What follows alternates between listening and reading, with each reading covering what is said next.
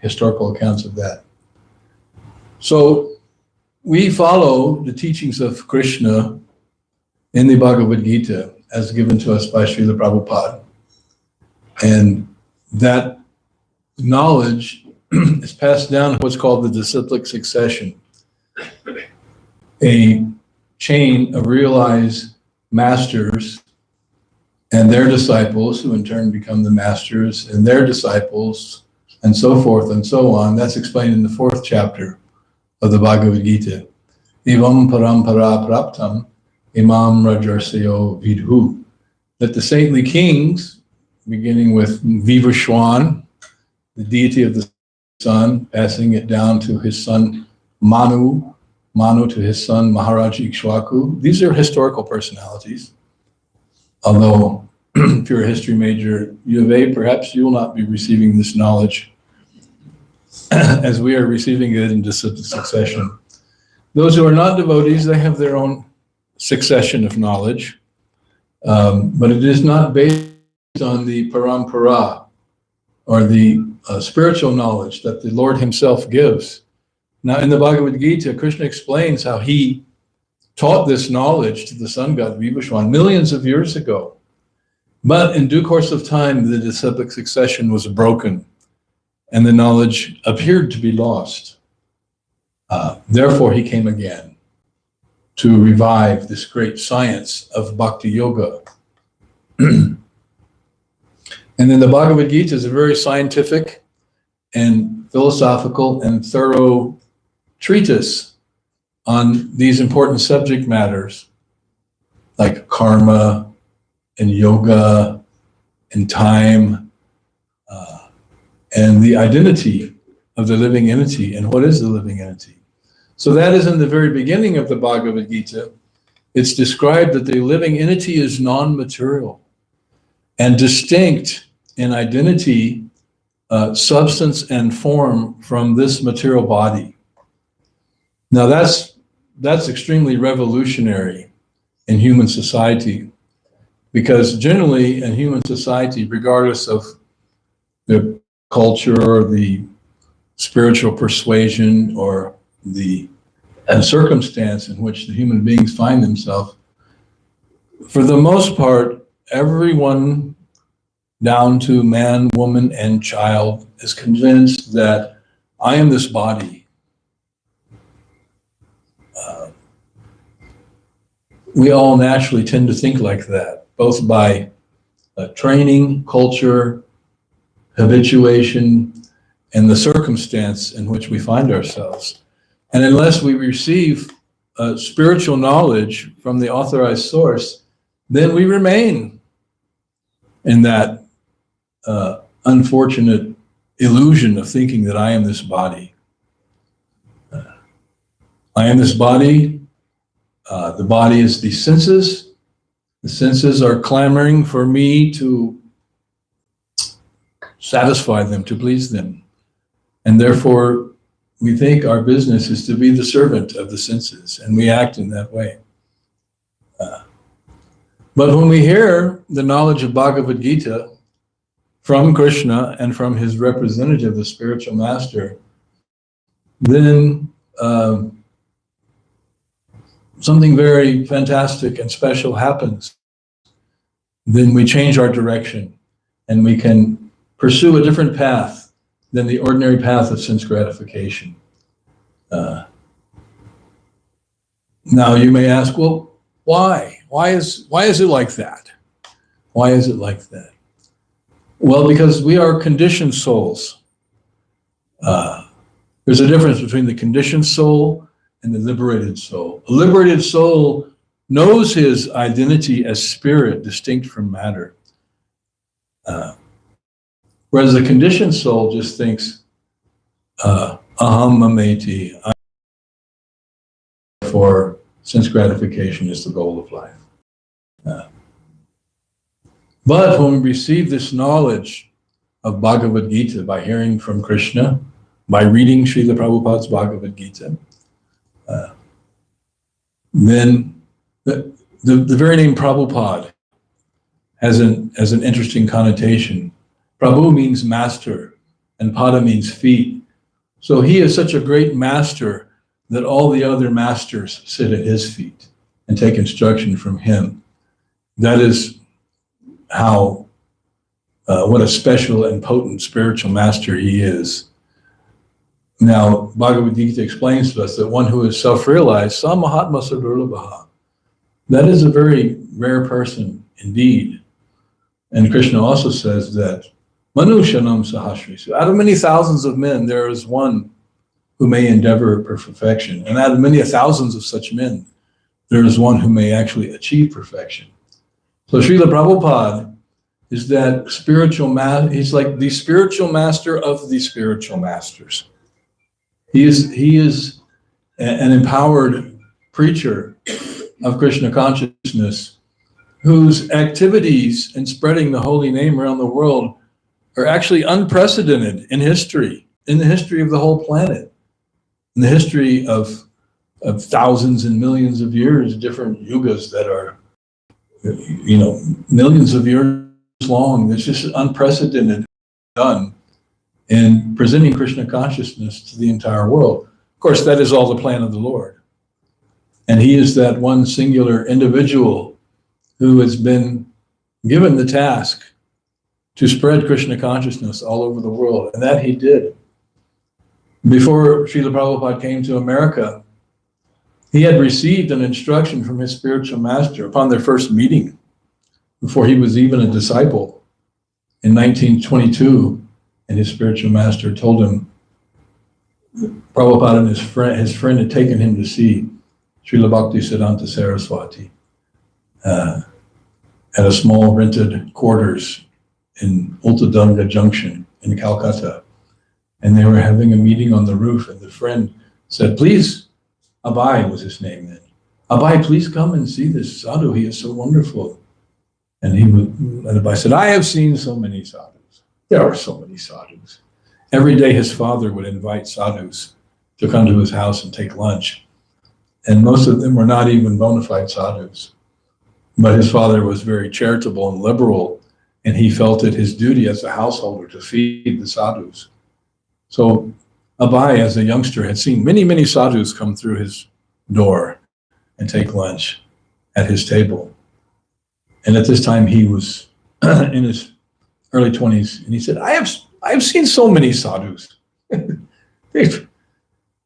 Why should I see another sadhu? These sadhus, they are mostly fake. In Bengal, there are so many sadhus and incarnations. Why should I come see them? He said, no. Please, his friend is named Narendranath Mullik. He said, you have to see him, Abai. He said, amongst our circle of friends, we respect your opinion the most, and so we want to know what you think. Went up on the rooftop of Ultadanga to see Bhaktisiddhanta Saraswati, and because Sri Siddhanta Saraswati is a sannyasi, and naturally those from Vaishnava families, they offer respects to the sannyasi, so him and Naren, they offered obeisances. Before they even got up from their obeisances, Bhaktisiddhanta said, you two young men, you are educated young men, you should preach Krishna consciousness all over the world. And that was the order that Srila Prabhupada received at that moment. And it's a fascinating story if you read the biography, the Srila Prabhupada Lilamrita, Volume 1, entitled A Lifetime in Preparation. Srila Prabhupada spent his whole life preparing himself to come to America, to preach in English, as was ordered by his spiritual master. And along with the order of the spiritual master, the Vedas inform us, comes the potency or the ability to carry out that order, if one is a sincere, pure follower. And so therefore it is said that one should take the order of the spiritual master as his life and soul. And Srila Prabhupada later read that in a commentary on Bhagavad Gita by Srila Vishwanath Chakravarti Thakur, a medieval saint and devotee scholar, that the spiritual master's order should be taken as one's life and soul, and one should execute it without fail and with great determination and dedication and devotion. And Srila Prabhupada, when he read that, he was struck with wonder because he knew what the order of his spiritual master was. And 2 weeks before Srila Bhaktisiddhanta left this world, Srila Prabhupada had written him a letter. He says, "My dear Guru Maharaj, you have so many disciples, sannyasis, brahmacharis, great preachers, and I am just a householder doing business." Prabhupada was not living in the mata or the temple. And what can I do to serve you? And then he got a reply just 2 weeks before Bhaktisiddhanta left this world. He said, "I have every hope that you can turn yourself into a very good English preacher, and you can preach this message of Krishna consciousness to the English-speaking world. And if you do this, you will greatly benefit your audience, and you will also greatly benefit yourself." This was in 1936. So some 14 years later than his initial meeting with Srila Bhaktisiddhanta. And Srila Prabhupada immediately recognized this is the same instruction I received when I was still getting up off the floor from Bhaktisiddhanta Saraswati. So it is a long story, but Srila Prabhupada did carry out the order of his spiritual master. He took sannyas in 1959, and then he came to the West in 1965 aboard an old beat-up steamship that belonged to one wealthy merchant who happened to be a devotee in Bombay, and she gave him a free passage on the ship.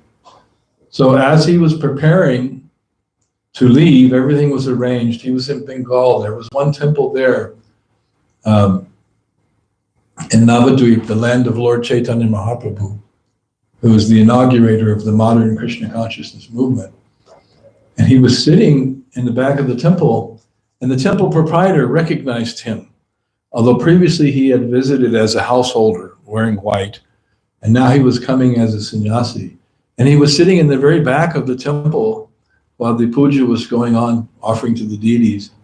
And he was weeping and weeping and just wailing and crying. And so the pujari said, "Yes, I recognize you. You came here many years before, you were Agastya, but I see now you have taken sannyas. But why are you crying like this? What is the matter? What has happened?" He was, sincerely moved and wanted to offer some help or solace or something.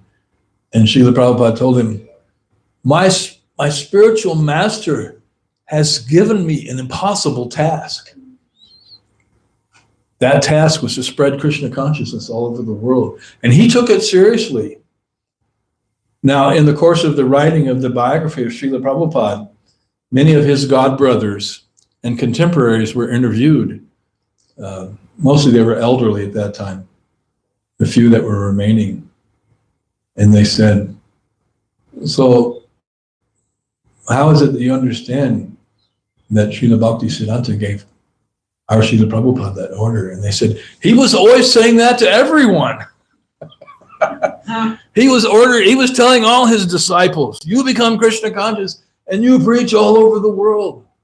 But who was listening? And who took that order as their life and soul? One person, Srila Prabhupada. So it is a fabulous, wonderful story how he spread this Krishna consciousness movement all over the world. And who is the beneficiary of that preaching of Krishna consciousness? Ourselves, all of us here, and everyone in all of our temples all over the world. We have so many temples, farms, schools, restaurants. We have one of our devotee families who are from Nepal, and they're right now visiting Nepal. They sent me some pictures of the temple in Kathmandu, a very beautiful temple. Some very nice pictures. Beautiful decorated temple. They have these long stairway, very wide concrete stairway.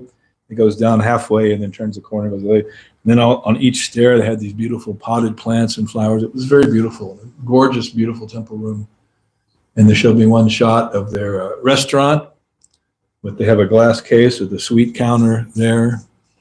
And the comment was made that they had so many nice things on their menu, it was difficult to decide what to take, what prasadam to take. Just like we have our all-you-can-eat buffet not on Sunday night. We have all that we have that we give to you on Sunday night. But still, it's complete, it's full, there's no lacking. And so the devotee said, it was very difficult to decide what to take because reading the menu, everything is so wonderful. And then all the sweets and things in the cases, and it was a very difficult decision. And then I explained to them that sometimes in life one is faced with difficult decisions, but one must handle the situation with great grace and aplomb. And the reply, this is over WhatsApp, the reply was, indeed. So that is the life of a devotee. So we are benefiting, all of us and so many people over the world, from this knowledge, this teaching that Srila Prabhupada has brought to us, and which we are continuing to present without any addition or subtraction or alteration. Srila Prabhupada often said that. He said, if I have any credit personally at all, is that I have not changed anything as I've heard it from my spiritual master. So after a few years of preaching Krishna consciousness in the West, in America, in Europe, Australia, and some places, Srila Prabhupada went back to India. So the devotees who were working with him, his secretaries and his servants. So Prabhupada, why are you going back to India now? I thought that your mission was to preach in the West. He said, yes, I've already done that. I have preached Krishna consciousness all over the world. Now I'm going back to India and I'm going to revitalize Krishna consciousness in India, which he did. Amazing determination and vision. My spiritual master gave me that order. I fulfilled his order. I'm going to expand on that order. Why stop at America and Europe? Let me also in South America. Let me go. And India, they're suffering from lack of Krishna consciousness. They're so inspired to take up the materialism of the West. And he brought his Western disciples, a band of 40 Westerners, mostly Caucasian. And the people in India were astonished to see the Westerners going out, having big kirtan, serving prasad, doing programs, starting temples, enrolling members, and distributing books. They were astounded. And Prabhupada said, these are my dancing white elephants. So if you have a dancing white elephant, oh, everyone wants to come see. And then the Indian people saw that these white-skinned people, they are devotees of Krishna, fully absorbed in Krishna consciousness, and preaching and carrying out the activities of Krishna consciousness like sadhus, like we are supposed to be in our own culture. What is the matter with us? We have to help them. We have to join them. In this way, the Krishna conscious movement spread all over India, and we have big temples there. In Delhi alone, we have 20 temples. Of course, Delhi is a big city, 35 million people. I looked it up. That's one of the mega cities of the world. And so there's room for more than one temple. There are 20 temples there. And not just little house here or little house there, but wonderful, fabulous projects that are increasing and expanding. So all this is coming from people reading Bhagavad Gita and understanding that I am not this body, but I am an eternal spiritual living being who has a relationship with the supreme spiritual being, Lord Krishna. In Bhagavad Gita, Krishna is called Deva Deva Jagatpate. Deva means God. Deva Deva, he's the God of all the gods. Jagatpate, he's the master of the universe. Jagat means the universe. He's also called Jagannath, the Lord of the universe. So he is the supreme Lord who has dominion over everything and everyone. And when one begins to practice Krishna consciousness by doing what? What does one do to practice Krishna consciousness? Who can say? Raise your hand. Hare Krishna, Hare Krishna. Yes, chant the holy name of the Lord. This is the method of purification and spiritualization that propels our spiritual life. Because Krishna, or God, the Lord, he's like the powerhouse. And when we chant the holy names, we're connecting with him. We're plugged into the powerhouse. Therefore, what happens when you're plugged into the powerhouse? You get the power. The power to advance spiritually, to deepen your realization. So in Sanskrit, there's this term jnana, which means knowledge. So Bhagavad Gita explains in the second chapter the beginning of spiritual knowledge, that we are not these material bodies, we're eternal spiritual individuals, and that we have a relationship with the Supreme. And when we begin to act on that knowledge by practicing bhakti yoga, the chanting of the holy names, then that knowledge becomes transformed into realization. So knowledge is the beginning, theoretical knowledge, but realization is when one has an expanded consciousness, and that knowledge becomes embedded within one's inner core, and one begins to see things differently. So the Krishna conscious movement is meant to distribute this knowledge and give everyone the opportunity, by chanting Hare Krishna, to advance in realization. And this is explained in Bhagavad Gita, that Raja Vijay Raja Guyam Bhavitamiram Uttamam Pratyak Savagamam Dharmam Shushukam Kartamaviyam. Pratyak, it is by direct experience and realization that one performs this dharma of Krishna consciousness, this dharma of chanting Hare Krishna. Pratyak Savagamam Dharmam Shushukam Kartamaviyam. And it is performed shushukam. Shuka means happiness. And shushukam means happiness to the power of happiness. The spiritual happiness. Shushukam kartamaviyam. One has direct experience and realization, and one tastes the nectar of devotional service to Krishna. And then sushukam, one becomes very happy. Sushukam kartam avyayam. Avyayam means eternal, without cessation.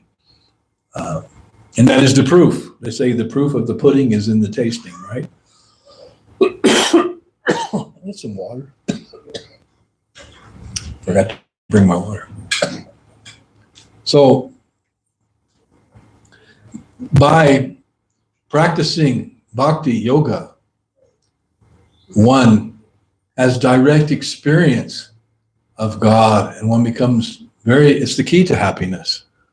One becomes happy and satisfied and steps up onto the eternal platform, which is one's real identity, one's real position.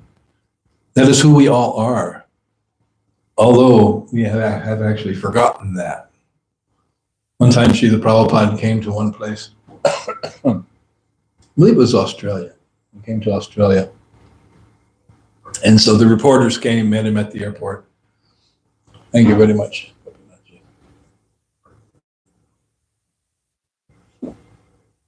And they asked him, Swami, why have you come to Australia? Prabhupada said, I have come to teach you what you have forgotten. Srila Prabhupada's a very bold preacher. He didn't back down, and he wasn't intimidated by any reporters. Oh, what is it that we have forgotten? He said, you have forgotten God. And I have come to remind you, to teach you to remember God. And they were like completely bewildered, like, what's he talking about? Because they're, after all, what? Reporters. Always looking for some controversy. One time, one reporter was interviewing Srila Prabhupada, and he was an Indian reporter. He said, Swamiji, I'm trying to understand what you are teaching, but you have to forgive me because I am swimming in ignorance, he said. Swimming in ignorance. So he was admitting his position. But Srila Prabhupada, when he would preach to these reporters, he would treat them not like it was some official interview or news story. He would actually preach to the person, the reporter, to invoke their Krishna consciousness and remind them of whom they are. One time there was a woman reporter in England. This is a very funny story. She was interviewing Srila Prabhupada, and it was in the wintertime. And so he was sitting behind his low desk on a cushion on the floor. And she was sitting down on the floor, and she had a very short miniskirt. And she said to Srila Prabhupada, she said, "Why do you shave your head?" And Prabhupada shot back, "Why do you have bare legs?" Not the socially correct thing to say necessarily. And she was shocked. She was shocked. She got called out on her British miniskirt. You know, early 1970s, right? And Prabhupada said, he said, "Krishna consciousness means it's better to have warm legs and a cool head." What could she say? That was it. She was defeated. Like, wow, that's Swami. He's sharp. So this is our glorious Srila Prabhupada, who has done such a wonderful thing for the benefit of the whole world. And those of us who have benefited from his teachings and following his instructions and reading his books and applying this to our lives, we are very grateful to Srila Prabhupada. And we well understand the gravity and the profundity of what he has done and how he has benefited us. No one is more magnanimous than that spiritual master who is preaching Krishna consciousness all over the world. He's still preaching now through his books, more than 45 years after he left us. That is his power, his potency, the depth of his devotion that has the power to change our lives and bring us to a higher understanding of who we really are and teach us how to become happy through the chanting of the holy names. Hare Krishna, Krishna Krishna, Hare Hare, Hare Rama, Rama, Hare. Such an easy way of self-realization in this age of Kali where no one is qualified.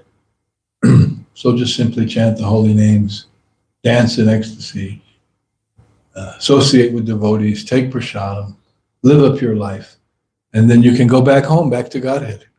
And that is the goal. Chaktva deham purnar janma, naitimam etusar jana. Krishna explains in the 4th chapter that those who know the transcendental nature of my appearance and activities, they do not take their birth again in this material world, but they go back home, back to the spiritual world. So while we're alive, let us preach, but at the end of life, let us go back home, back to Godhead. Enough of this material world, enough of this birth and death and old age and disease. Enough. Let's go back to our original spiritual existence. And even while living in this body, taste the nectar of Krishna consciousness. All right, so we'll stop here and ask for any questions, comments, or realizations. Oh, and anyone here for the first time? Majority devotees. Well, here's someone here for the first time. Yes, one of our preachers is going to give you a Bhagavad Gita. This gentleman here, second one on white shirt. It is your gift from Srila Prabhupada. It is your culture. You're from South India? Yes. Yes, Ajahn. Many great Vaishnavas have come from South India throughout the history. All the 4 sampradayas have their origin in South India.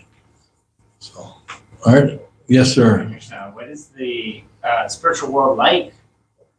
You say go back to Godhead. Can you describe that? Yes.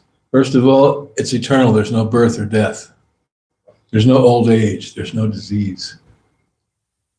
There's no taxes. There's no mortgage payments. There's no crappy boss. There's no struggle. Life is eternal and blissful. There's no sun, there's no moon, there's no electricity. Time is conspicuous by its absence.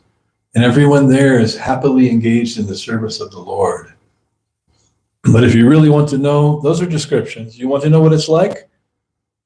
Then you become fully Krishna conscious and go back. Then you will see. And you will say, this is better than I thought. That's where we belong. That's our real home. Anyone else? Quickly, briefly? Yes, sir.